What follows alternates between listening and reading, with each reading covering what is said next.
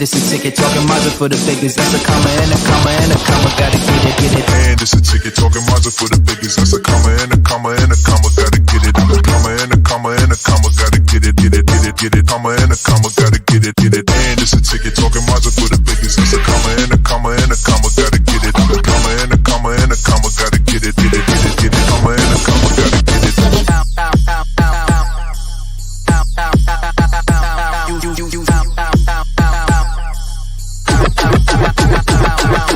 And it's a ticket talking Mazda for the biggest. That's a comma and a comma and a comma. Gotta get it. A comma and a comma and a comma. Gotta get it, get it, get it, get it. Comma and a comma. Gotta get it, get it. And it's a ticket talking Mazda for the biggest. That's a comma and a comma and a comma. Gotta get it. A comma and a comma and a comma. Gotta get it, get it, get it, get it. Comma and a comma. Gotta get it, get it.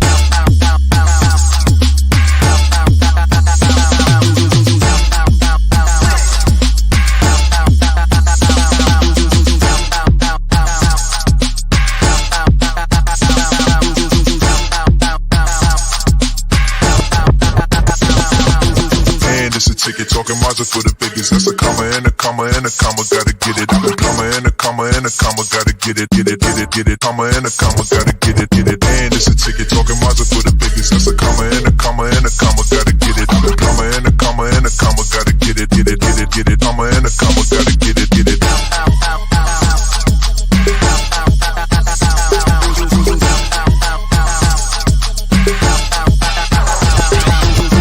It's a ticket talking Mazda for the biggest. That's a comma and a comma and a comma. Gotta get it. A comma and a comma and a comma. Gotta get it, get it, get it, get it. Comma and a comma. Gotta get it, get it.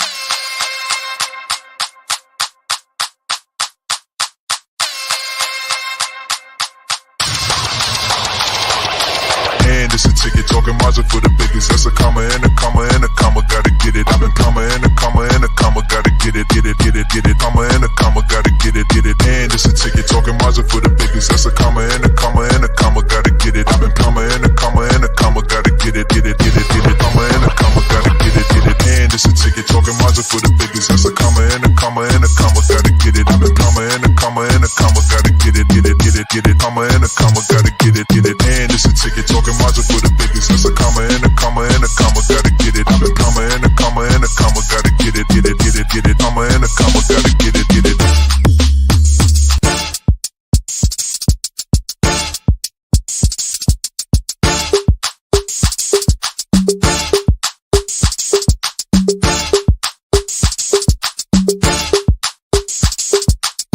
And it's a ticket talking Mazda for the biggest. That's a comma and a comma and a comma. Gotta get it, get it. And it's a ticket talking Mazda for the biggest. That's a comma and a comma and a comma. Gotta get it. A comma and a comma and a comma. Gotta get it, get it, get it, get it. Comma and a comma. Gotta get it, get it. And it's a ticket talking Mazda for the biggest. That's a comma and a comma and a comma. Gotta get it. A comma and a comma and a comma. Gotta get it, get it, get it, get it. Comma and a comma. Gotta get it.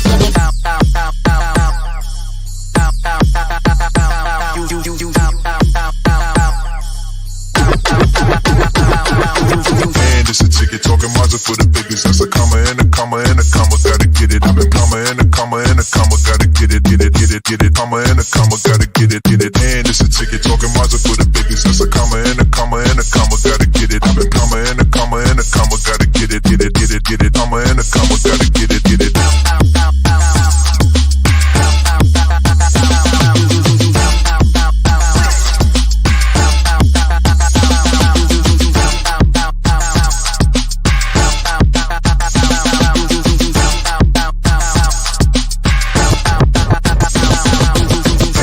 Ticket talking Mazda for the biggest. That's a comma and a comma and a comma. Gotta get it. A comma and a comma and a comma. Gotta get it, get it, get it, get it. Comma and a comma. Gotta get it, get it. And it's a ticket talking Mazda for the biggest. That's a comma and a comma and a comma. Gotta get it. A comma and a comma and a comma. Gotta get it, get it, get it, get it. Comma and a comma. Gotta get it, get it.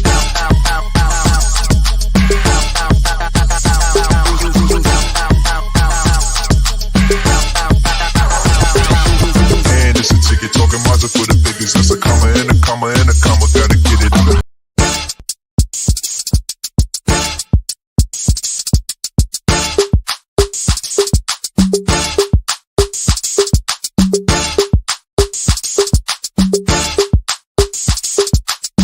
And it's a ticket talking Mazda for the biggest. That's a comma and a comma and a comma. Gotta get it, get it. And it's a ticket talking Mazda for the biggest. That's a comma and a comma and a comma. Gotta get it. A comma and a comma and a comma. Gotta get it, get it, get it, get it. Comma and a comma. Gotta get it, get it. And it's a ticket talking Mazda for the biggest. That's a comma and a comma and a comma. Gotta get it. A comma and a comma and a comma. Gotta get it, get it, get it, get it. Comma and a comma. Gotta get it.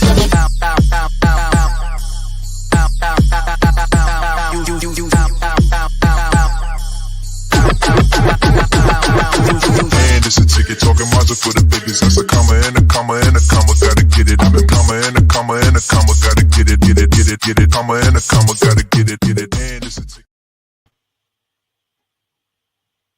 Oh, hello there. Welcome to Head with Brian Parker. I am he. And this is being sponsored by Aveeno. Because you know you ashy. I ain't the only one. Check the corners. Check the corners. You'll see what I'm talking about. Anyway, hope everybody's doing well. Hope everybody's had a great week. Got a lot of stuff to get into today. And glad to be able to have my panel along with me. So let's bring them in. Say hello. How you doing, Lori Parker? I'm doing great. Happy Friday Eve. Happy Friday Eve to you. Mr. CJ Jones, how you doing, sir? CJ, wake up. He may be frozen. He ain't frozen. There you go. Hello. How are you guys doing today? We're good. We thought maybe you were sleeping with your eyes open. You all right? You good? I'm here. How are you? Can hear you. Okay. Yeah, I think you guys got to forgive my. You guys got to forgive my poor signal. Oh, okay. So it's probably just a little bit of a delay then. So we'll keep that in mind as we go along. But certainly, last but not least, we have the one, the only, the man who makes the show run, and I have a feeling that he has on his sunglasses. Now I got to peek. Hello over there, the franchise, Mr. Jermaine Parker. How you doing, sir? Hey, what's going on? Hey, I feel attacked by the thing. I don't know. Let me put my hand. Yeah, I'm doing good. You're doing good. Okay, well, good. Glad to have you. I see that you're driving, so be careful. Make sure you you got your lotion too? You always got to be prepared, man. For any kind of medical emergencies, you got to lotion up. Lori, that should be a caption, lotion up. Anyway, so thanks for joining the show. Please make sure that you chat any comments, questions that you have for the panel. We'll get started in just a second, but just to let you know, we are streaming live on LinkedIn, Facebook, as well as YouTube. So thank you for joining in wherever you're joining from. As always, this show, as well as all of our content, streams as well on our Roku channel, Empowered TV Network, as well as Amazon Fire TV, which has been on fire. If you guys have seen some of the February demographics that I sent y'all, we were streaming hard on Amazon Fire last month. So thanks for all the people that have found us on that wonderful app, and we'll continue to grow.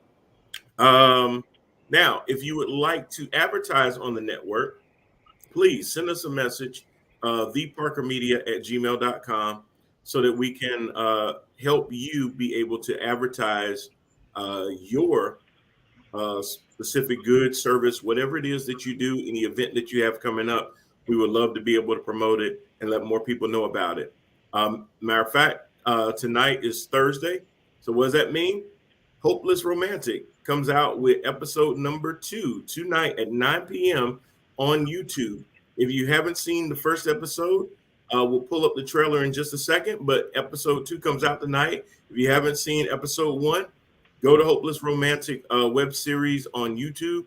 Check it out. It's not that long. It's just a pilot. The second episode will be just a little bit longer than that. There are 9 episodes for season 1. So please check it out, like, share, and subscribe. Support those wonderful ladies as they are trying to work on season 2, or better yet, get it picked up by a network and maybe even redo season 1. With all of that said, let's take a quick look at the trailer for Hopeless Romantic. Don't got no heart, I got an icebox. Brand new roller, swap out the G-Shock. Moving slowly, I know the street hot. Well, what about you? Are you bringing anyone? No, girl, please. Why not, Chloe? It's been a minute since. Listen, I'm just trying to live. I'm not looking for love like my friends, and because of that, they won't let me be great. Perhaps you'd like to go out to dinner sometime. Love is a waste of time if you ask me. Don't worry about where I'm about to go. Let me tell you where you're about to go. Get your ass out my car. You're gonna get your shit out of my apartment by the time I get off work. One minute you're happy, the next minute you're looking for a whole nother prospect. Like, you won't catch me being a hopeless romantic in these streets. I've been meaning to tell y'all about my newbie, and we've already been on a couple dates, and he hasn't even tried to get physical with me yet. Okay, girl. Like, you know how a guy takes you on like 1 or 2 dates, then he starts thinking that you owe him some booty. Getting all that tonight. All of it. Yeah, but he's just been making some really out-of-pocket comments lately. Hey, Amir. I was looking online and saw an event I want to take you to. It's called the Trap and Paint Party. Trap and paint? I typed in what black people like to do, and it popped up. What? Can we get up for it? Should we just keep this up? Can we get up for it? Don't got. Oh, you know, I really love Roulette because Roulette says, I'm going to get that. And he does that little. That looks like something I would do. Anyway, I think he stole my move, to be honest. Anyway, we do advertise, and we even have another one that we put together. So, Lori, is it a good time to buy or sell a house? No, it is a great time to buy or sell a house. And at a time like this, having a realtor who has your back is key. Introducing Jermaine Parker Realty, here for all of your needs, licensed in both North Carolina and South Carolina. Let Jermaine Parker Realty help you with your next big investment.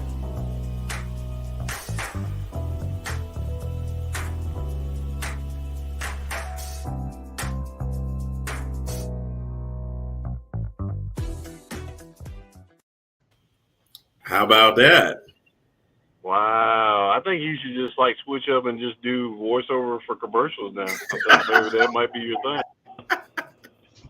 Listen, here at Empower, we're here to make things happen. So listen, Jermaine Parker Realty, Jermaine rarely talks about his real estate business, but he is licensed in both North Carolina and South Carolina. So if you're looking to buy your first time buyer, or you're just looking to step into your second home, or you want to get an extra home, let him help you with that and put you in touch with the lenders that can best fit your needs. So there we go with Jermaine Parker Realty. How about that, sir?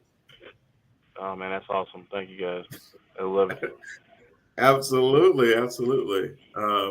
We'll have even more commercials, but if you have similar thing like that, whether it's real estate, whether it's any kind of events that you're putting on, or if there's a business that you have and you would like more people to know about it, please reach out to us. If you are a content provider and you want to let everybody know about whether it's Hopeless Romantic web series or any other thing that you're putting out there, film festival, anything like that, please let us know. And just to give you an update about our film festival channel, Creative Entertainment Network, collaborating with More Art Films Festival. More Art Films Festival will start taking submissions in a couple of days, and then the channel will actually premiere. I believe it's May the 3rd. I should know that, but I'll have the promos and all of that at least next week to let you know. If you're a content creator, you make short films or anything like that, please submit to that film festival. It's going to be a global film festival, so anywhere in the world will be able to submit for it. So that'll be pretty cool too. All right. So all the bills have been paid. Everybody good. Let me see if CJ is back. CJ, you there? Not yet. I gotta once I see your video, then I'll know that you're all the way back in, and I'll bring it back in. All right, y'all. So listen. This has been a crazy week. We got stuff going on in Ukraine. We had State of the Union. I wanted to talk about all of that. But first and foremost, we didn't talk about the fact that Joe Biden was going to pick a woman of color to be the Supreme Court nominee. That was a campaign promise that he made back when he wasn't doing too good as a candidate. And he went to South Carolina and turned his fortunes around because Representative Jim Clyburn of South Carolina, basically put his name behind Joe Biden and got a lot of the of his constituents to back him, and that's how he won the South Carolina primary, and arguably propelled him into the White House. So he did make good on his promise to nominate somebody, and he ended up nominating somebody that had been the front runner pretty much before he even became president, which would have been Ketanji Jackson Brown, who's not new to the court and is not new to being confirmed by Congress as well. So Ketanji Jackson Brown, are you typing? Sorry, I was trying to just get for comments as well. I apologize. Okay. That's all right. Make sure you mute when you do it because you type hard. I'm just like, I didn't see Jermaine doing anything, so I figured it wasn't him. But anyway, She loves even harder. Yeah, she loves even harder. Yeah. What a poet. What a poet. So anyway, Ketanji Jackson Brown is replacing Justice Stephen Breyer, who is retiring. This has been a push for quite some time, especially by the progressive wing of the party. And a lot of it is that Judge Breyer was really getting up there in age, and folks did not want to end up with a repeat of what happened with Justice Ruth Bader Ginsburg, where she passed before we were able to get somebody else in place. And then we see what happened when Republicans had an opportunity to replace her. They did not replace her with a liberal justice. They replaced her with a conservative one in Amy Coney Barrett 2 weeks before the presidential election. So definitely there's some worries when justices get up a certain age. There's a worry that they may, for all intents and purposes, die on the bench. Ketanji Jackson Brown is much, much younger. And she's currently on the U.S. Court of Appeals for the D.C. Circuit, which is normally one of the circuits where a lot of the Supreme Court nominees do come from. So her pedigree is in law, but she's also, she was just appointed there by Joe Biden about 8 months ago and received some bipartisan support. So it's going to be really, really interesting this time around to see how Republicans will spin not wanting to be able to put her on the Supreme Court when 8 months ago they were more than willing to put her on the U.S. Court of Appeals. So a lot of appeals go through that D.C. Circuit. So if she's good enough for the D.C. Circuit and other justices have come from that same circuit to go to the Supreme Court, they're going to really have a hard time with that. Before I get any more into that, let's say hello to our brother, Mr. Brad Compton, who is still apparently celebrating those LA Rams in the background. How y'all doing? How's it going, Brad? Oh, I just never turned it off. How y'all doing? Good to see you. Good to see you. Good to see you. Got the franchise on the road. What's going on, man? Hey, I'm on daddy duties and stuff. I got the taxi, the Uber. You on your way? To pick up my daughter. You on your way back from something or on your way to something? On the way up, my daughter. She had. Where you headed, Brian? So, Jermaine, where you headed?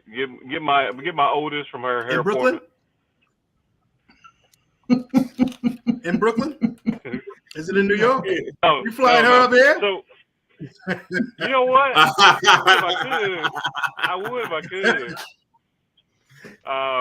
If you want it done right, you got to come on up.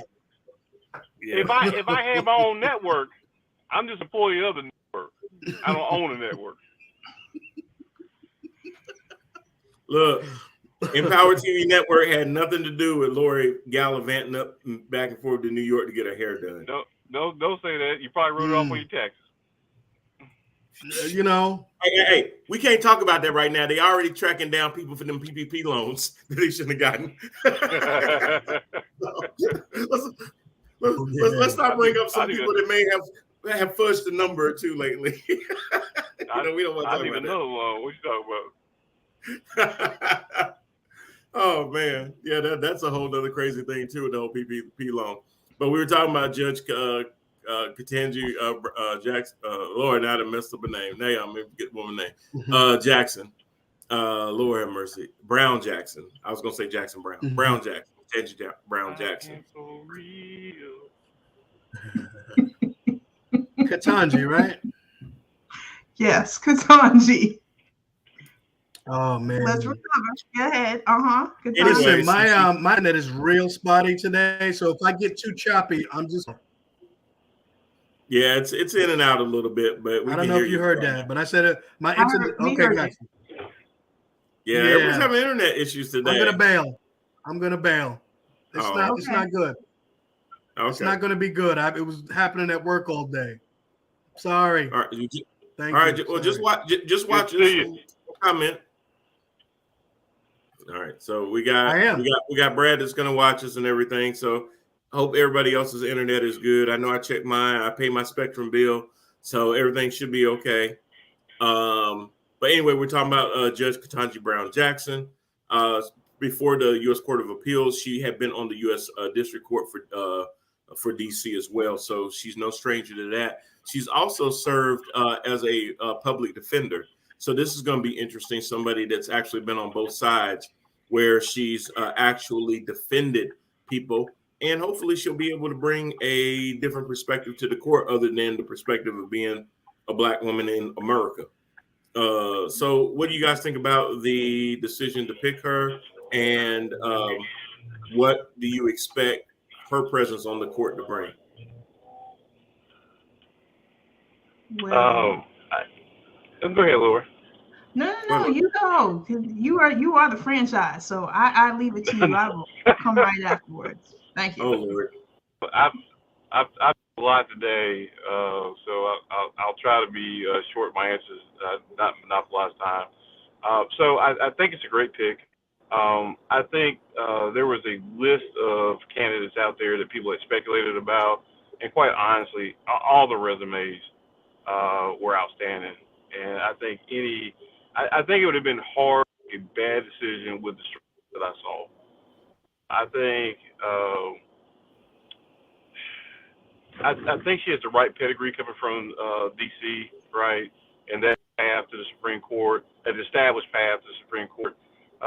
You know, when you say what is going to be the problem, it's because she's a Black woman, and so and not to waste a lot of time, the country's racist, and that's the objection, because it can't be on her abilities, right? And so that's going to be the thing. Like I said, she just 8 months ago. Was she 48 years old? Yep. I mean, quite honestly, I don't know if she's married or not, but if she's looking for a franchise in her life, they can get her a good deal on land. I mean, really, it's exciting for me because in my lifetime, there's a justice that one looks like me and isn't compromised like Thompson was, in my opinion, who I think is going to be a fair judge and not just a Democratic or progressive judge, but a judge who is going to rule, who has historically ruled. And so that's maybe it's the big thing. Has actually ruled on cases, right? Just somebody has actually ruled on cases, and you can actually see some of her judgments and stuff, and look at her past history and what I believe judicially the fairness that she brings to the job. I think it's this stuff, and that she will serve potentially for decades on that court. Yeah. Hey, it's funny because I see where Brad, and no, we hadn't gotten to it yet, Brad, but he was right. Tucker Carlson had the nerve to want to see her LSAT scores. I don't ever remembering them wanting to see any LSAT scores for Kavanaugh, Gorsuch, or Amy Coney Barrett, or for any of their nominees. and matter of fact, not even for Sotomayor or Kagan. Keeping it real. So it's funny. You know what, Tucker Carlson? I tell you what, when your God Emperor releases his college records, his transcripts from college and school that he has under lock and key and threatens legal action if anybody releases it, then we'll get you her scores as well. Because everybody knows that she's quite the intellectual. And on the other side, well, let's just see how that bleach is working out. Well, again, and not to interrupt you, but the fact that she's actually a judge, like a real judge who's ruled on cases, and not only had she was a judge, but she was actually a public defender who actually tried cases. And so there's a lot of people, don't do trial law because their records, and they're trying to be politicians more than they're trying to be lawyers and stuff. And so they don't want to have wins and losses. They want to have wins. And so the only time they ever go to trial for stuff is the stuff that they have slam dunk stuff for. But when you're a public defender and you're trying to decline and stuff, that's not what you're setting yourself up for. You're setting yourself up for a fight, and you got to be able to come in there and effectively argue for your people. And I think because she has that actual courtroom experience, when we talk about the other three justices that you just named, they didn't have that. They were not as qualified and didn't have the extensive record. And so, but this is the slight that black people go through all the time, right? Where you are at the top of your game and people want you to prove yourself over and over again, twice over, for a role that you are actually overqualified for in some instances. I think qualified for this role. Again, the short list was immaculate. That they had a speculatory short list that was for the administration. And so to question any of them is outrageous. Right. And I mean, it's not going to be where you line up with them ideologically. In the past, the Supreme Court has the nominations for Supreme Court have been pretty bipartisan, even when the party not in power was not ideologically lined up with the Supreme Court justice. When you think about justices like Clarence Thomas, or you think about justices like Alito, when you think about in any of them on the right, and they were voted in with a large amount of people on the other side of the aisle. So it's not about whether they agree with you ideologically, it's whether they feel like you will apply the rule of law, you will apply the Constitution to the decisions that you make. The left judges, or the judges that get appointed a lot of times by Democrats, are always characterized as legislating from the bench, where basically they're being said to bring their values and their ideology to the court and making decisions based on their ideology and not following the Constitution. But in the past, it still has been pretty bipartisan, but lately it has been one of those things where the party in power has to have at least 50 votes, and then they can cram somebody through. And of course, that was all back to the fact that Mitch McConnell blew up the filibuster so that he could push this through. And it's funny how now Joe Manchin and Kyrsten Sinema don't want to do it, but he kind of chose to do that so that they wouldn't block Supreme Court picks or things like that. And you never heard anybody going, well, Mitch, if you do that, then when the Democrats have power, they'll only need 50 plus 1 too. But it's funny when Democrats want to sit there and use the filibuster, then you hear the Joe Manchin and Kyrsten Sinema's like, well, no, you can't do that, because then when they get in power, then what are they going to do with it? The same thing they've been doing. And there's really nothing else left for them to carve out, because they've already carved out everything that they care about to get. They've reshaped the Supreme Court probably for the next 100 years with regards to reproductive rights, voting rights, justice reform, all these kind of things that the majority of Americans care about, that will not stand up now because the Supreme Court, even by bringing Ketanji Brown Jackson to the Supreme Court, does not change the complexity of the court. It's still going to be a 6-3 court no matter what. Go ahead, Lori. This again, and just to follow up on what Jermaine was saying, it's all political theater. This has nothing to do with her record and what she's done. I applaud the fact that she is actually qualified and that I get a chance in my lifetime to see someone who looks like me to actually be as a representative of the court. I mean, we've had our past justices as Thurgood Marshall. You know, it to me, it is a wonderful thing. The Republicans and all of these individuals that are standing up and screaming, and just on a side note, especially talking about the State of Union address with Marjorie Taylor Greene and Lisa Boebert screaming. Lauren Boebert, excuse me. Whatever. Whatever. But I expect this political theater because, again, every time we as Black people or people of color always have to go above, beyond, and above to actually, hi there, Kenny. Kai. No, it's Kai. It's Kai. I'm sorry, I said this way. You know, she always pokes her head. Forgot, it's Kai. Hi, Kai. That they are just going for political theater, and they just always want to sit there and to justify that everything that what people of color or Black people, that what we do is an anomaly. Like, it just can't be done. That someone who has a law degree, who's actually been on the bench, actually function and do what they were supposed to do and be fair and be judged and to judge and to fairly. You can go ahead, Brian. No, okay. I'm getting feedback. Thank you. Might be Jermaine's phone.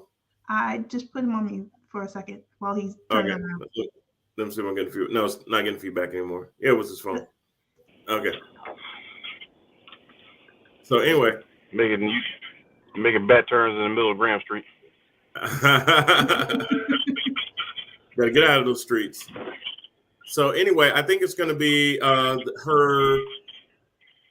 her hearings start on the 21st of this month, and it looks to be about a 4-day process, 2 days of Senate hearings. I think that you'll get some of the more extreme Republican senators, your Ted Cruz's, your Marco Rubio's, your Ron Johnson's, asking some stupid ass questions. I think more your Lindsey Graham's, Mitt Romney's, Lisa Murkowski, Susan Collins. You know, I don't think this is the hill that they're going to want to die on, because it can really get spun out real quick that you're giving her a hard time because she's Black, and because it's not as if this decision is going to change the overall complexity of the court. There are going to be those that like the limelight, that like the grandstand, and they're going to do what they do.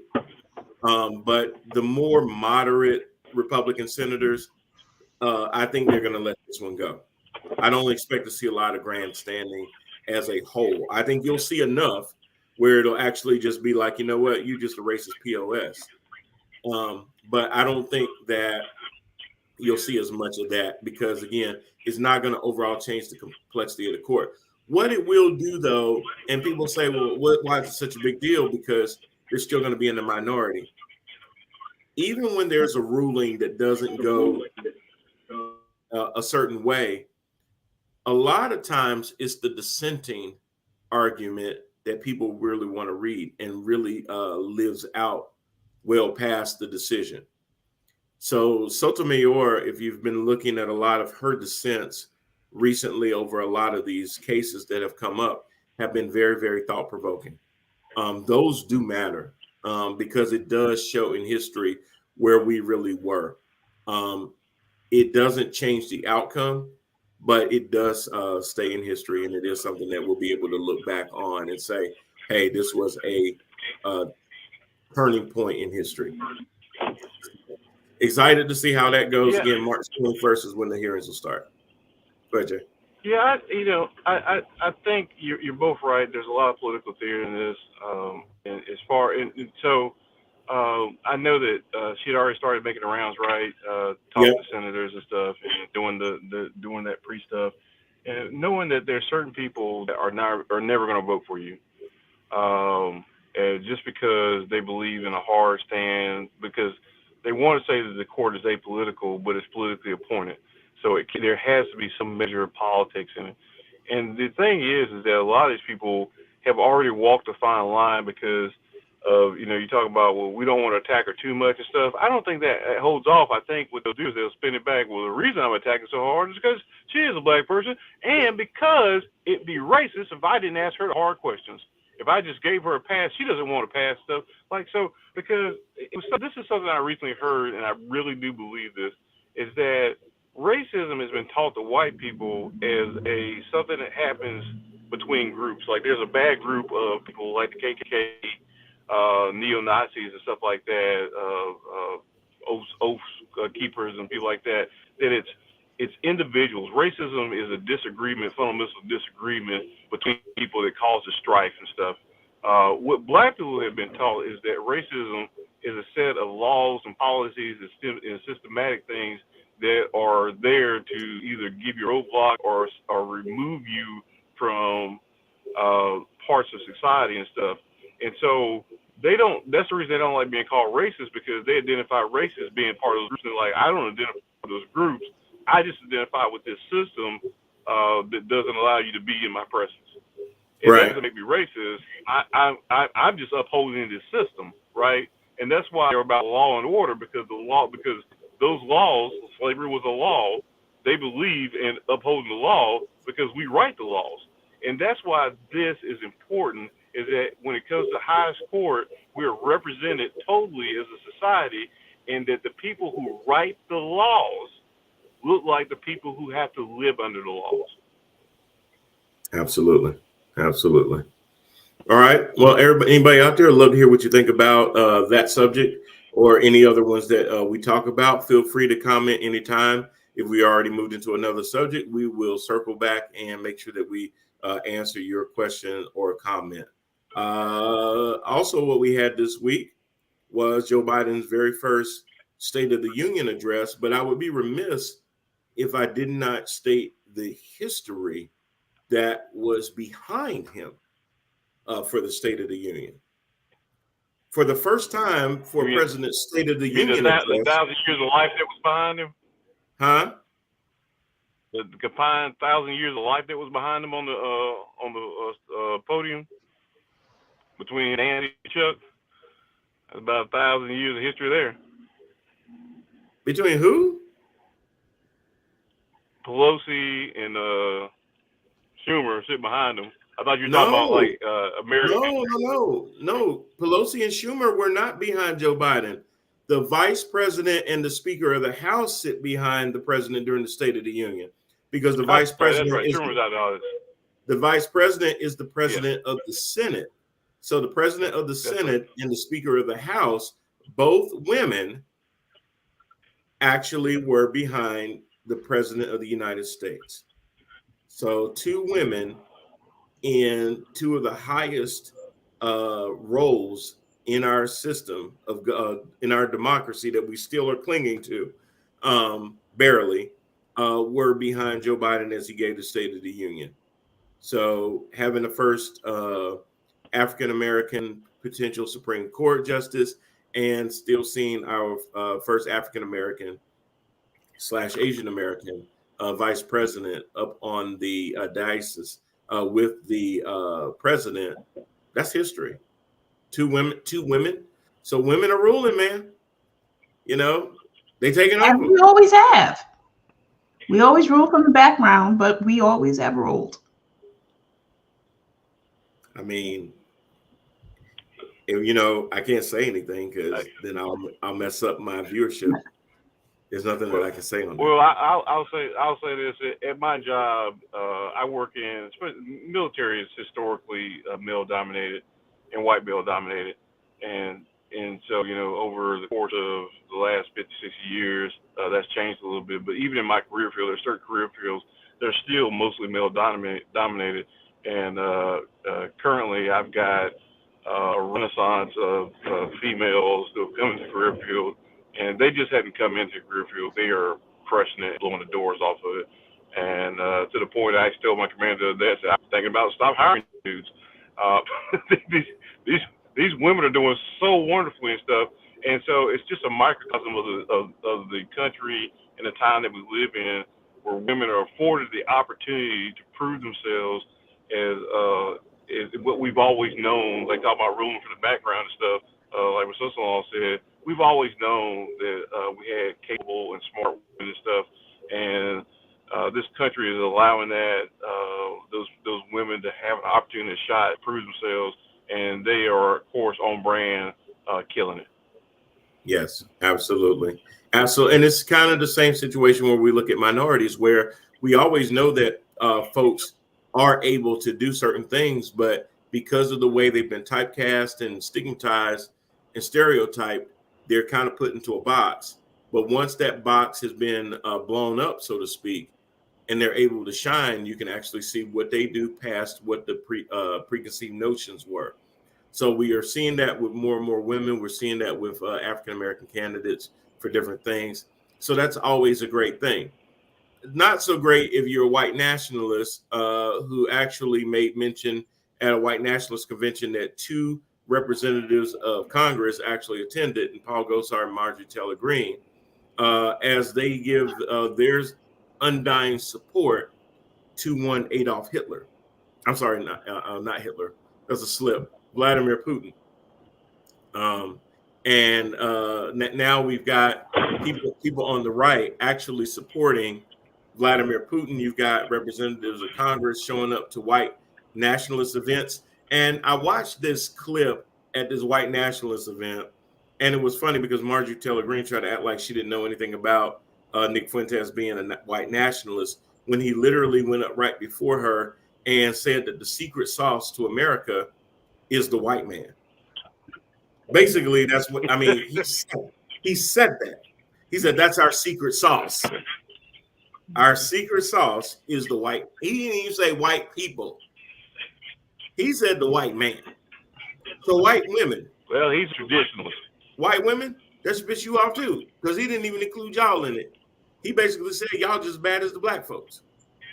No. That's not what the historic they're to be protected. Hierarchy, blah, blah, blah. Though, from a hierarchy standpoint, the white man is above everybody, even the white woman. Yeah. What white men are the bank robbers, white women are getaway drivers and stuff. They still get And you can't talk about women drivers now, because if white women are getaway drivers, you can't talk bad about women driving. No. We like I said, we know that they're the power behind the power and stuff. So white power.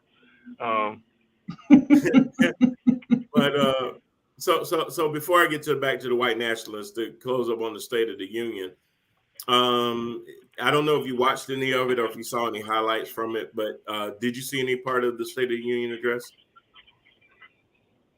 I did not, and I'll tell you this. I actually got a news alert that said it was coming on, and I looked at my watch. I said, "Yeah, I got better things to do." Because honestly, and I'll tell you, it's not. So I felt the same way. I think Obama's State of the Union is really the only ones that I watched. And even after watching the second one of those, one of those stuff, I was like, man, yeah, I'm good. They're political addresses. There are a lot of this is the State of the Union is good, and these are the things. It's a campaign speech, and a lot of it. If you historically went back through State of the Union addresses and stuff and said, what did the president say that went on to become policy? Right. What went on to become law? And so because of that, it's again the theater. It's theater, and I don't know if you checked out on Amazon Prime, Richard, but I I would watch Reacher, and that's what I did, and I was very satisfied with that choice. And I would tell anybody else that if you can't do that on Wednesday night, Head-to-Head Sports is something that you can check out 6 o'clock right here, same back channel. But there are better things for me to do, and so honestly, and because what I usually do is I wait for the analysis of the speech the next day, which I did see that, and so I saw parts of the speech in replay on NBC and CNN. So I did catch most of it while I was driving.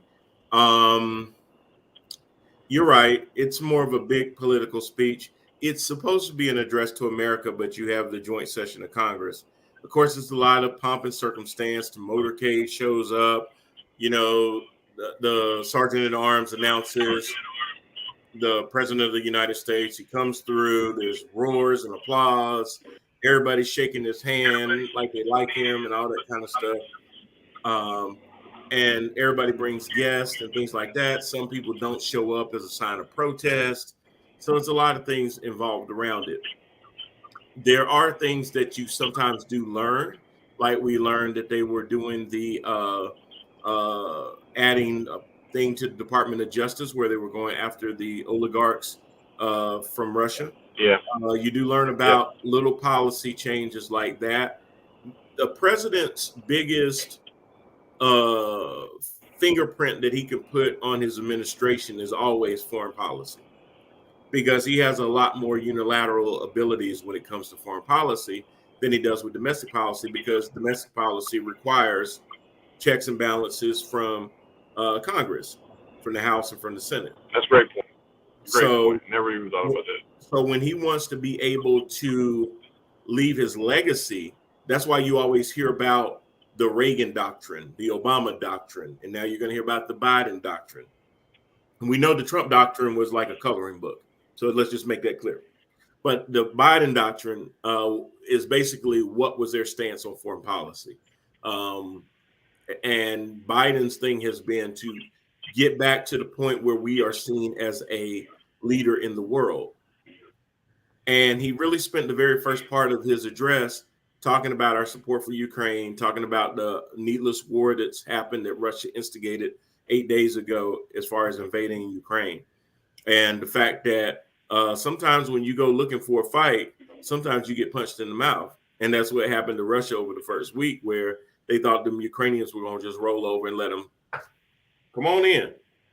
And they said, nah. I mean, I saw grandmas on TV talking about, let them come. Let them come. I was like, oh, Lord, grandma. Grandma said, no, let them come. She had a Molotov cocktail in her hand. She said, come on. I was like, wow. Did you hear this? Did you hear the story? And so one of the first things with war, disinformation, right? And so there's a lot of people out there who are doing a lot of disinformation. But and we'll talk about Ukraine, I'm sure. And I got my opinion about that. But there was supposedly a Russian grandmother who was talking to a Russian soldier and stuff. And, you know, basically like, you know, hey, y'all can leave and stuff, not going to leave. Evidently, she hands him a bag of seeds and says to him that these seeds will flourish in your blood. You know, they will grow out of your blood. And you keep them in your pocket. We're going to bury you. That's cold game right there. That's cold game. I mean, these people pretty gangster. I'm like, man, they got some really big onions on them. Yeah, I heard the sunflower seed story. Anybody who's ever traveled to that part of the world will tell you that I'm not exaggerating. There's a lot of how do I say? Well, I don't have to. There's a lot of criminal activity, like gangs and stuff, like Russian gangs and stuff, that are prevalent throughout the Eastern Bloc over there and stuff. And it is a hard. It's not like a place you go strolling around by yourself at night. Those countries, as modernized as they are and stuff, you can find yourself in the wrong place at the wrong time very easily over there and stuff. And like those people are hard. I was in the country of Georgia, and I've seen things over that side of the world and stuff. So I completely believe the fight that they have. Yeah, that's extraordinary. It really is. All in all, though, with the State of the Union, it basically was a snooze fest because there was no aggression. There was no, and there were a lot of people that were like, why doesn't Joe Biden call out the Republicans for their obstruction? Why doesn't Joe Biden call out the Republicans that were supporting Vladimir Putin? Why doesn't Joe Biden do more about Ukraine? And all those things were just like, do y'all not understand who this man is?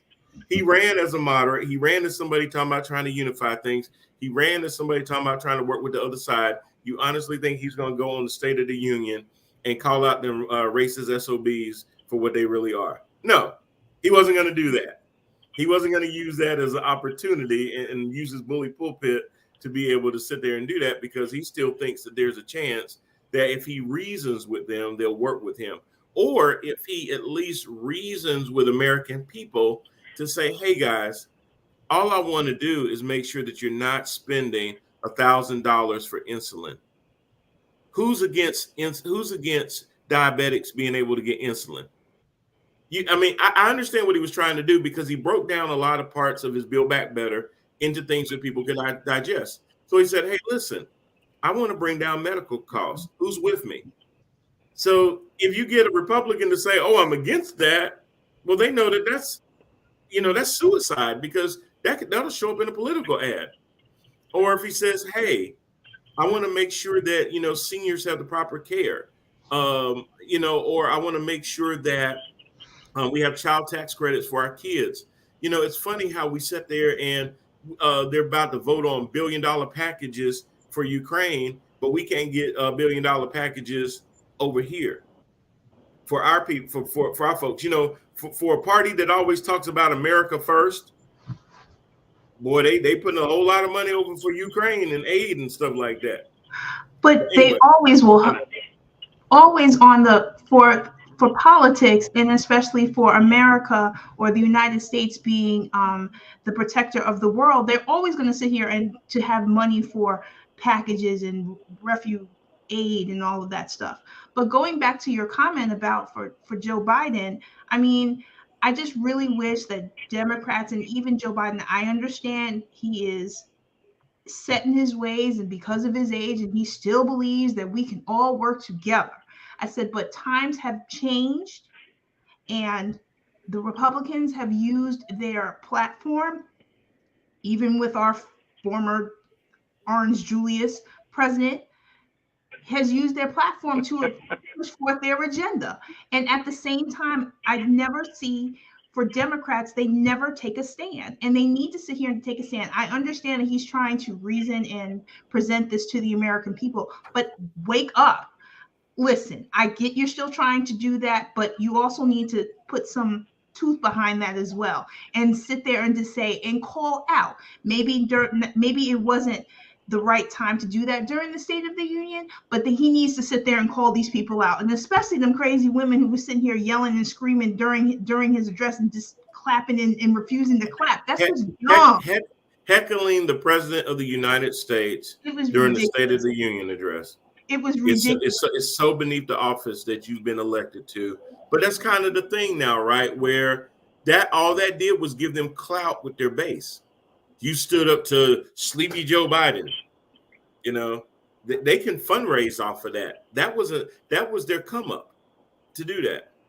And Lori, it makes me think about words from a famous philosopher when I just made that mention about being able to get money to Ukraine. There was a famous philosopher that says, it's funny, when it rains, it pours. They got money for wars, but can't feed the poor. There ain't no hope for the youth, and the truth is, it ain't no hope for the future.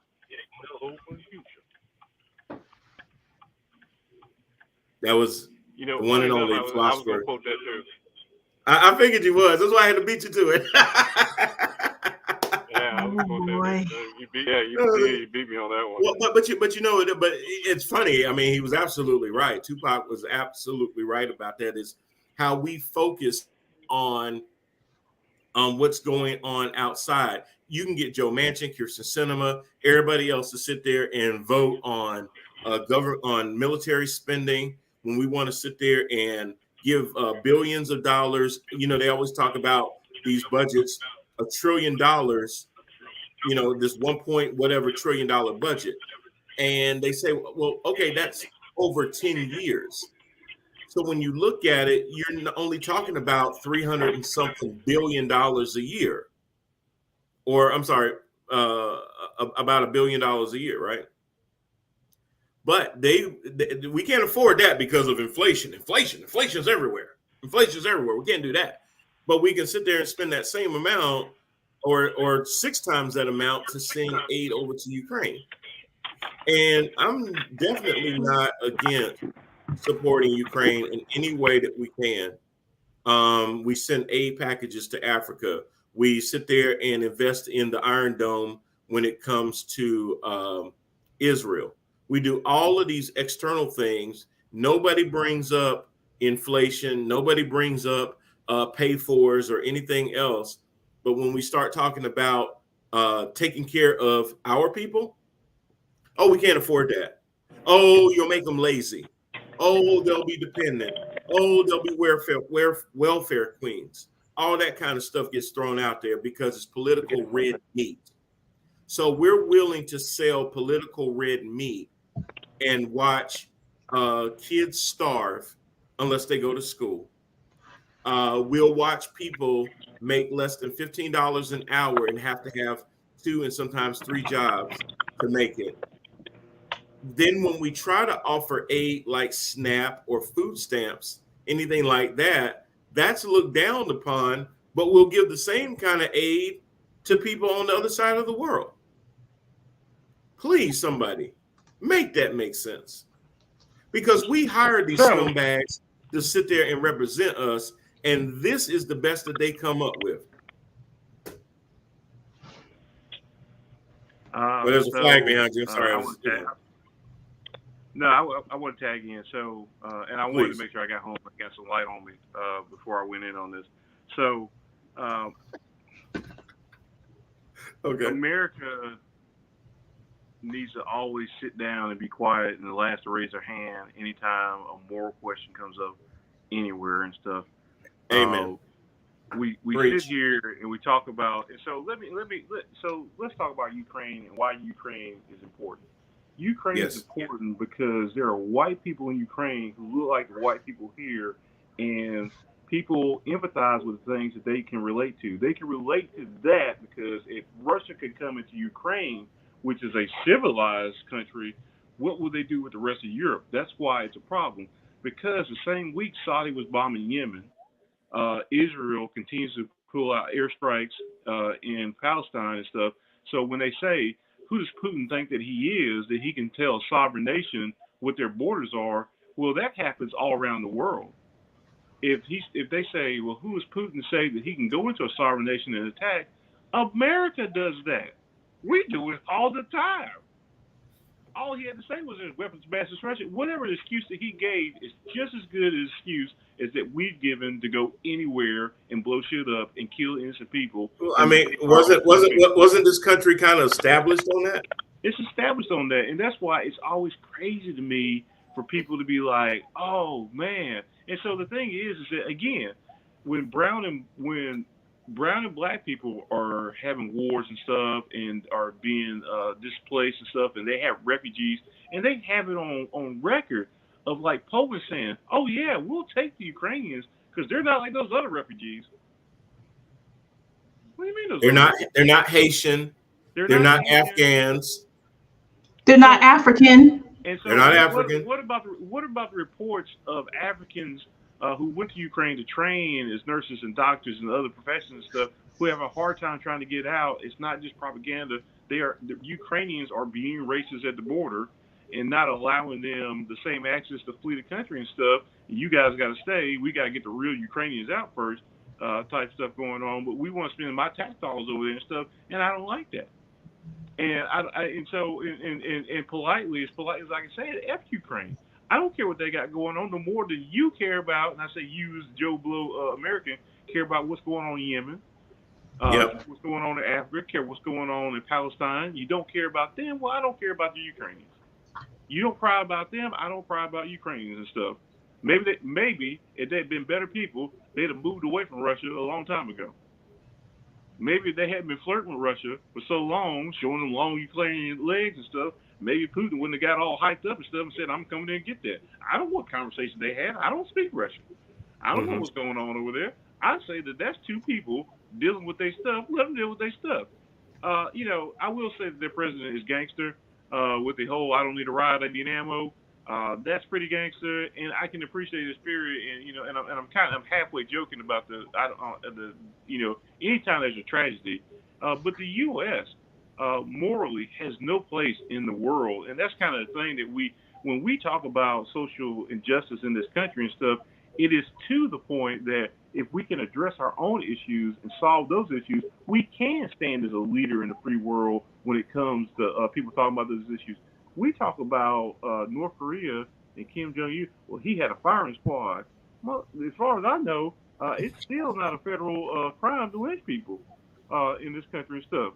Just because we kill people with guns and we use trees and ropes in this country, or we do execution on the side of a road with cops and stuff, that's still going on to this day. But you have a problem because of the way he's executing his people, but you allow our people to still get executed and stuff. I don't want to hear your sympathy or your condemnation for other people and dictators and stuff. And you say, well, he's a dictator. You're a dictator too. We're not. Well, you know, Jermaine, it's funny because it reminds me of females that I've dated in the past. I won't say my wife is like that. The past, where you'll sit there and you'll bring up something to them and you'll say, but isn't this just like that? And they'll turn around to you and go, oh no, that's different. And you'll say, how? And they'll say, it just is. But it really isn't. It's not different. You can't be an adulterer in your home and then come into my house because you don't like the way, as a single man, you don't like the way that I treat women and stuff. Man, you got your own problems and stuff. You're not morally superior to me to be having this conversation with me and then to be like, well, you know, we're going to put sanctions on you and we're not going to let you play right and stuff. Man, let that man live. Didn't nobody do that when we rolled tanks through Baghdad? Well, we had a coalition. What does that mean? You had a gang? You ganged up on somebody? Look, I'm not saying that Saddam Hussein was a good man. I'm saying he was a sovereign ruler of sovereign land and stuff, and international law says that you can't go in somebody's backyard. But we did it anyway because we said, well, I think he got drugs in the house. I smell marijuana. His tail light was out. We need to investigate. America is not the world's police. We're not, and we shouldn't be. We have, as we said, the money that they're talking about spending right now would be reparations for every Black American. It's not that they don't have the money. It's not that they can't make way for the money. It's where they choose to spend the money and what they prioritize. That's why we have. That's why when I talk about starting, Black people need to have their own political party. When we talk about Democrats don't have the teeth for this anymore and stuff. Republican and Democrats are not the only political parties that have ever been in America, right? A lot of them die out because their ideology never changes, but the world changes. And Democrats are on the verge of losing themselves because they refuse to change with what's going on. And that traditionalist attitude is going to lose them voters, going to lose them a position on the national stage. And for minorities and stuff, we have to have a party that represents us in our interests, not as a second thought, not as a campaign speech, not as a political ploy, but because it is what they are built for, us, the people. Absolutely. Absolutely. Well, it seems that Anthony agrees with you and likes your commentary, Jermaine, especially as you're speaking behind the American flag behind you. Thank you, Anthony, for your support as well. And your service. And your service. Thank you. Thank you. Absolutely. Next, I don't know if y'all heard. Apparently, COVID-19 is gone. It's over. Oh, good. We can resume back to our regularly scheduled program. Yeah. No, but a lot of states have eased off of the mask mandate or mask restrictions, whatever you want to call them, because the surge of Omicron has seemed to die down. Now, I'm of two minds about this. If you go to sporting events and concerts and things like that, well, hell, if you've gone to any of those lately, COVID was gone a long time ago. So it just, I think a lot of the other municipalities are just kind of catching up to the fact that most people ain't gave a damn in a long time, vaccinated or not. There's still 2,000 people dying per day, which is down, but to just kind of look at that as an exceptional amount, that would still come out to 60,000 people per month in the U.S. alone. That's over 720,000 people a year that could potentially die from COVID-19, whether it's Omicron, whether it's whatever variant.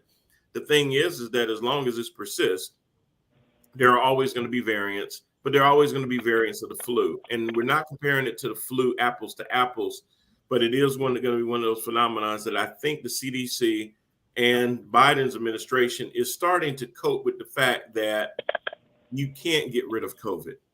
You can't get rid of COVID. You have to do everything you can to be cautious, but at some point, you got to be able to live with it like you live with all these other diseases. Because there's the only way to get rid of COVID is you got to get enough people to isolate, to follow protocols and things like that. And we as a country cannot ever do that, just because there are just too many factions that will spin anything you do for political reasons. I don't know if y'all saw this Jack. You ain't around your girls, are you? No. And I don't know if y'all saw this jackass Ron DeSantis sit there and scold a bunch of kids yesterday at the University of South Florida about wearing a mask.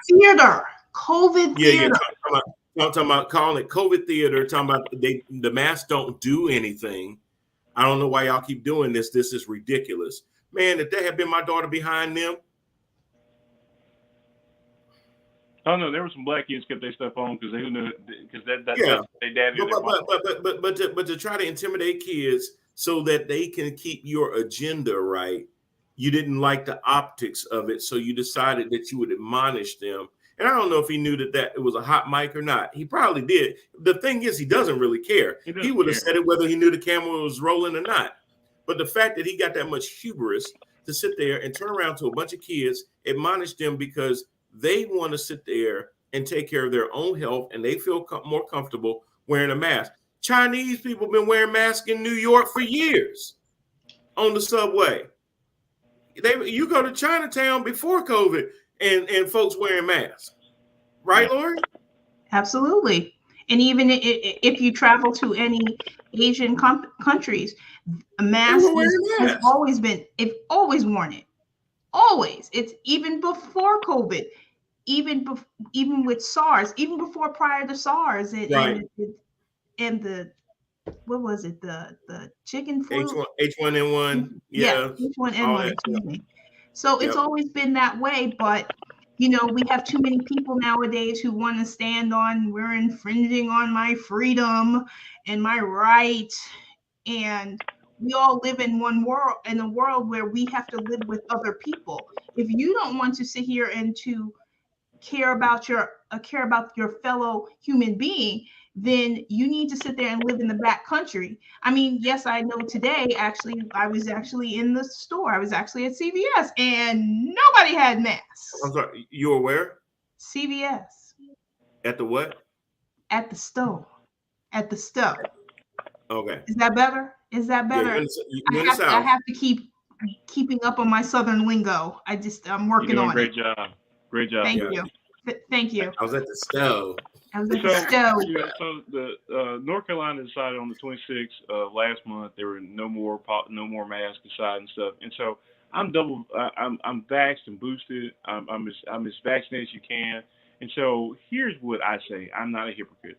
And so I say, if you want to wear a mask, wear a mask. If you don't want to wear a mask, don't wear a mask. Because I do believe your body, your choice and stuff. But from the people who want to who thinks women's reproductive rights are their business and stuff, to come around and then have the nerve to say that the government can't dictate to me if I wear a mask, but they can dictate to me if I give birth to a child, and so they're ridiculous, right? And so I wonder, I truly wonder. I was wondering the other days I was going to work, what they will say about this period in history, world history, when they look back and they're taught in school, if they're actually taught what was really going on, because there's plenty of tape, right? We can kind of guess what went on in the 20s and 30s and stuff, but there's plenty of tape on people saying stuff. And when we are generations removed and there's not such allegiance to the political climate that we have right now, in 100 years and 50 years, whatever it is and stuff, and they look back, what will they say about the hypocrisy and what we as a people allowed our politicians and our leaders to allow for us when we could show with studies and stuff that most American people want that insulin, right?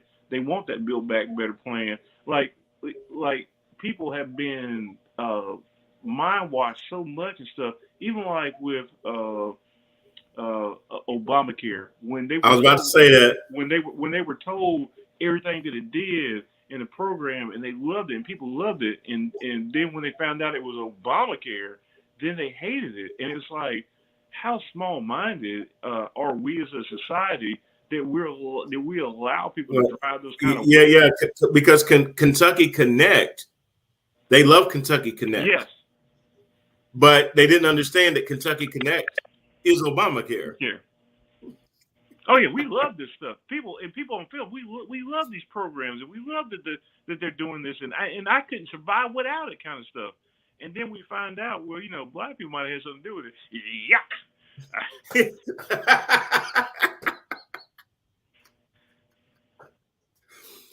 Exactly. Like, come on, man. But now all of a sudden it's contaminated. It's contaminated stuff. This is the same country. That and so we were talking about this. So side note, but I just want to tell the story on air real quick. This is the same country when we talk about morality and decision making and stuff. People always want to know what's up with the fact that black people can't swim. And what I tell them is that it's racism. That's the reason black people can't swim. And here's why. Because when they started to segregate places, instead of having county-run or public-run swimming pools and stuff, there are a lot of places in the South who just put cement in because they didn't want to have black people in their pools, right? There were places if a black person put their toe in it, they would have to drain and drain the entire pool, out and stuff. The reason that black people can't swim is that historically we talk about after slavery and the migration, the northern migration, black people went to city centers for protection because there were strength in numbers and it was harder to do things to us as opposed to being in the country by yourself. That's why a lot of black people migrated north, right? So and get picked off, right? Still in the 70s and stuff, we were still looking at upwards of 70% of black people being in urban areas. When they desegregated and stuff, if you didn't live near a water source, an open water source like a river or a lake or a pond and stuff, and you had to depend on the city services like a pool, that's the reason black people can't swim, because those services were denied to them because of racism.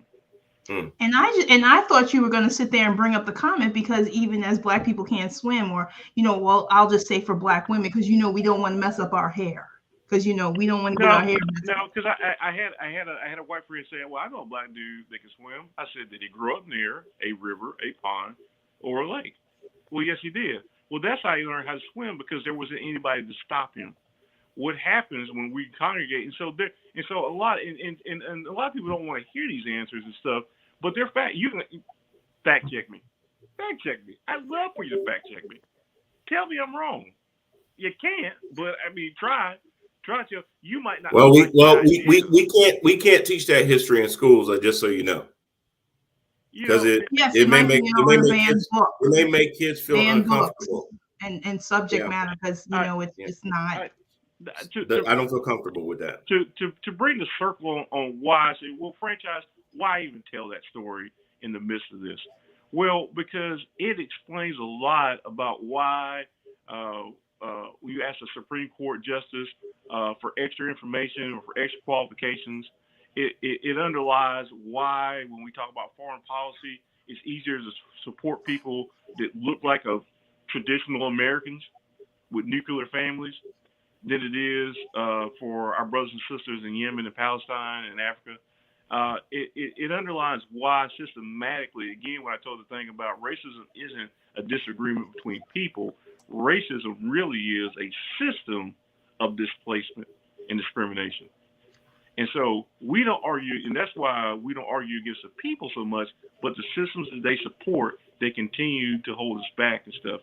When we talk about this simple issue of masks and stuff, it comes to that again, because who's disproportionately affected by our healthcare system or the lack of a really functional, America wants to say they're the best in the world, but the only thing that we are best at is prison and guns. That's it. Yeah.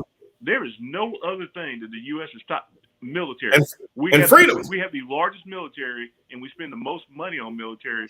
But quantifiable good things for the public, for community and stuff, we are not top 10 in anything. Not even education. You can get a better education outside the U.S. All right. With only a few minutes left, I gotta read this thing to you that Catherine Jones, CJ's wife, tagged me in last night. I want to get your feelings. Hopefully it doesn't turn to a whole nother show. If it does, we'll have to do it next week. All right. But there was this post that she shared, and I guess she wanted people's reactions. And I was totally taken away by it, because I can't believe in 2022 there's still Black women out there that would think like this.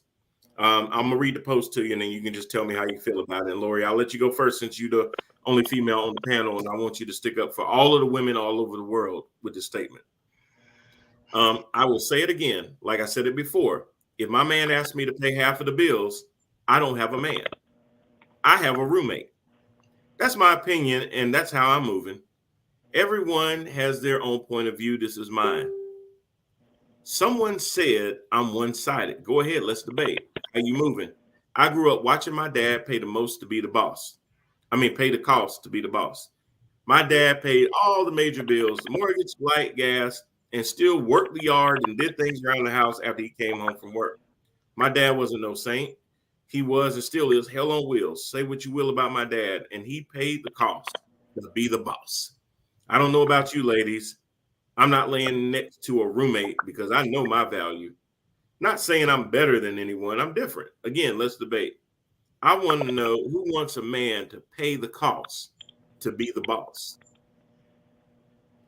In the hell, Lori? Well, I may think a little differently. Yes, I fully respect, and I'll speak as for myself, and I'm speaking for I'm married, and I'm speaking on behalf of my husband. He and I came together to build together. Would I love the fact that if he wanted to pay all of the bills? Okay. But I know for myself, being independent, I like to be able to sit there and to contribute. Now, if that's what you want to do, what I don't identify with is a person who just wants to sit up there and do nothing and then be as a roommate. No, I don't agree with that. But at the end of the day, who you are with, whether it's your boyfriend, maybe your fiance, or your husband, you all decide to sit there and to build together. And I think some of those things that were back in the past, you can still identify, but I still give respect to my husband. If he wants to pay for the bill, absolutely. But I know that I'm also contributing as well. And we contribute together. Do you think in 2022, when women are wanting to be, and we just sat there and we celebrated the fact that women are in positions like Kamala Harris, Nancy Pelosi, Ketanji Brown Jackson is being appointed to the Supreme Court, hopefully, that is helpful for a female to basically then say, I want to be seen in all those levels, but yet I'm still going to defer to a man to pay all my bills? Because what expectation is that? And is that something that I have two girls, Jermaine has two girls. Is that something that you would want your girls to grow up to think, that a man should be around to pay all of your bills and he should pay the cost to be the boss? Because aren't you saying if he's going to be the boss, he's being the boss of you? Aren't you saying that when I sit there and pay the cost to be the boss, that's normally because I got kids. So are you saying now you want to be one of my kids? Because if so, I'm gonna need to claim you on my taxes. And don't ask me where I've been and what I've been doing, because your mouth don't count. You don't get to say nothing. Before you talk, Jermaine, let me read you my reply to this, since Catherine Jones decided to tag me in it. And I sat there and I thought about it. I prayed on it. No, I didn't. But this is what I said. I said, this sounds like a page from Jasmine Sullivan's Hotels. She calls that a roommate. Hell, if I pay all the bills, I claim you as a dependent like one of my chaps, and you have no say in this. How convenient that a woman will want to be seen as an equal when convenient, but then take that stance. F out of here.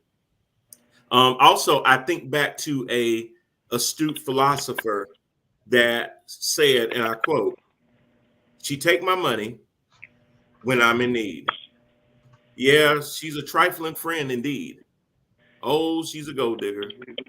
Way over town that digs on me. Now, I ain't saying she a gold digger, but she ain't messing with no broke." In the immortal words of Ye. So I got Pac and Ye on the same show. Jermaine, that just blew me away, man. That somebody would still be that small-minded, and I hope she doesn't have kids that she's influencing with that. So here's what I'll say. Well, I got a lot to say about it, and I'm not gonna make another show out of it, and so I'll try to be quick. We can continue this on next week's show. We might have to. I'm gonna break it down so it's forever broke. Whatever relationship you agree to is your relationship. If you want somebody that pays all the bills, or half the bills, or quarter bills, or no bills at all and stuff, and you're happy with that arrangement, then that's your relationship. And this making blanket statements like that is childish and irrational, and it's really just an attention grab, right? To say, if that's your philosophy, then find you somebody that feels like that. Now, me personally, I don't feel like that. I think one of the things that really is telling in this is that I saw my father do this. Well, what were you looking at your mother? What was your mother doing? Because I bet it's like that she's the same woman. I'm going to go out on a limb and stereotype that that's the same woman saying, I'm not cooking and I'm cleaning, and get your mom to suck it. And so I'm going to say this.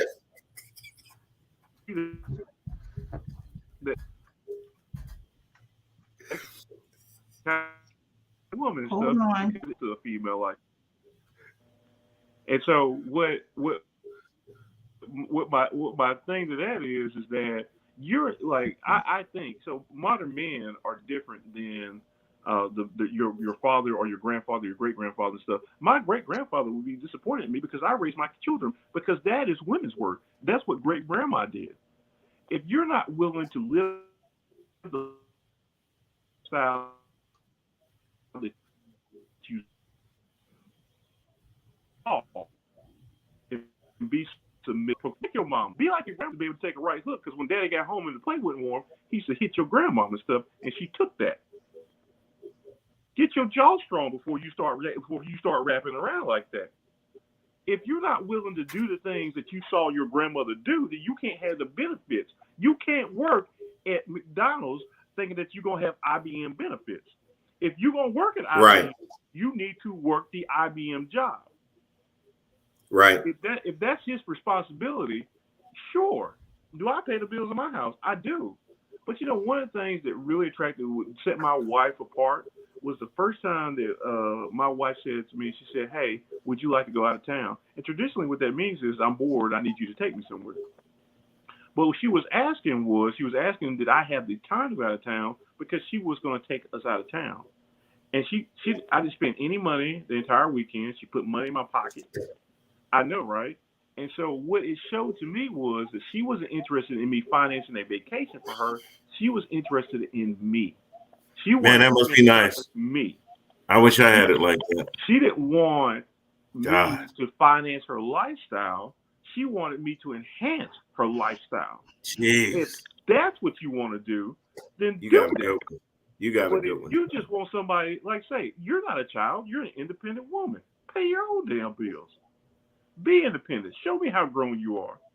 It's hard out here for a pimp. Ain't it? But yeah, okay. So yeah, I just thought it was interesting that a grown woman would sit there and basically say you got to pay the cost to be the boss. You do on both ends. On both ends. On both ends. Listen. When your daddy got home, your mama was tooted up. That's why she had to get y'all to bed. So she could take care of, because she wasn't paying the bills, but she had to pay the bills. She had to pay the bills. So I don't care how you pay the bill. Yeah. So you pay me. Anybody that doesn't know who Jasmine Sullivan is, her last album was called Hotels. Please listen to it. It's a very good album. Good album. Anyway, so I will let that be our final thoughts. I know I ran a little bit over, but I definitely wanted to get that one in. It was a lighter story over the other stuff that we were talking about, so I kind of wanted to end it on that kind of a note. So yeah, we'll do that. Thanks everybody for joining us this week for another episode of Head to Head. I am your host, Brian Parker, and like to thank Brad Coughlin for coming through, CJ Jones for coming through. Internet issues, damn you, internet. Also, Lori Parker and the one, the only, the franchise Jermaine Parker. We do this for y'all. Thanks for joining. We'll see y'all again next week. Take care.